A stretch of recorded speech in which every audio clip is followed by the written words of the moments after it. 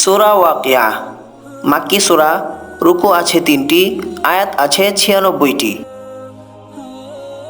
মূল বিষয় কিয়ামত, পরকাল, তাওহীদ ও কোরআন নিয়ে যে সংশয় ছিল কাফিরদের মধ্যে তার প্রতিবাদ করা ও বিশ্বাস জাগানোই এই সূরার মূল বিষয়।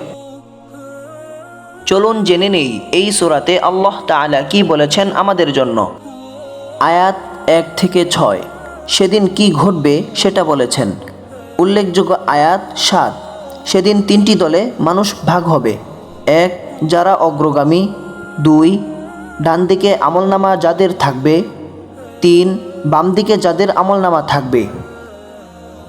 অগ্রগামী তারা হবে যারা ফরজ, ওয়াজিব, মুস্তাহাব, সুন্নত সব গুরুত্ব দিয়ে করে, যাবতীয় হারাম, মাকরুহ ও প্রয়োজনে জায়েজ কাজও বর্জন করে।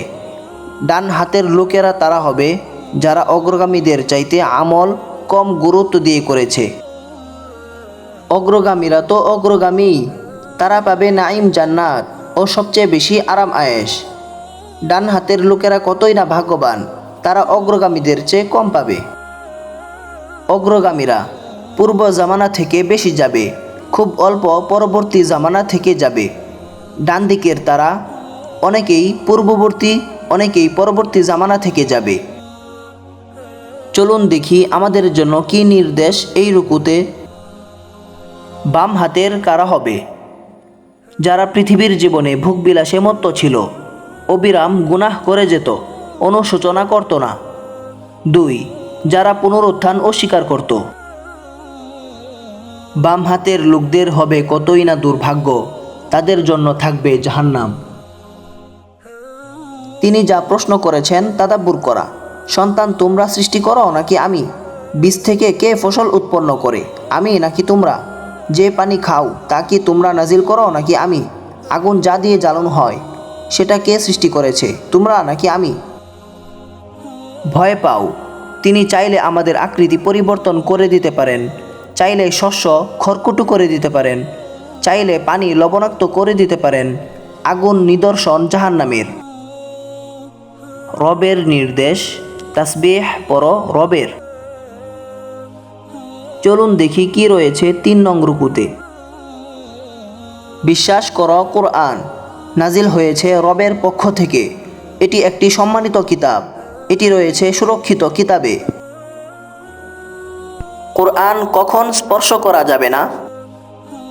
পবিত্রতা ছাড়া এটা কেউ স্পর্শ করে না। মুমূর্ষ ব্যক্তির প্রাণ যাবার সময় যে আয়াত স্মরণ করা। আল্লাহ তাআলা বলেছেন, প্রাণ যখন কণ্ঠনালীতে এসে পৌঁছায় তোমরা তখন তাকিয়ে থাকো এক দৃষ্টিতে, কিন্তু তোমরা তো প্রাণটা ধরে রাখতে পারো না। তোমরা কারো অধীনস্থ না হলে কেন ফিরাতে পারো না সেই ব্যক্তির জীবন? রব তোমার কত নিকটে অনুধাবন করো। রব আবার মনে করিয়ে দিচ্ছেন, সেই মৃত ব্যক্তি যদি নৈকট্যপ্রাপ্তদের একজন হয় পাবে জান্নাতুন নাঈম, যদি ডানহাতি লোকদের অন্তর্ভুক্ত হয় পাবে সালাম জান্নাত, যদি বামহাতি লোকদের অন্তর্ভুক্ত হয় পাবে জাহান্নাম। আবার রবের নির্দেশ তাসবিহ পড়ার, সুতরাং তাসবিহ পড়ো তোমার রবের নামে। আসুফা ইসলামিক এডুকেশন জীবনের উদ্দেশ্য খোঁজার একটি প্রয়াস। ইনশাআল্লাহ।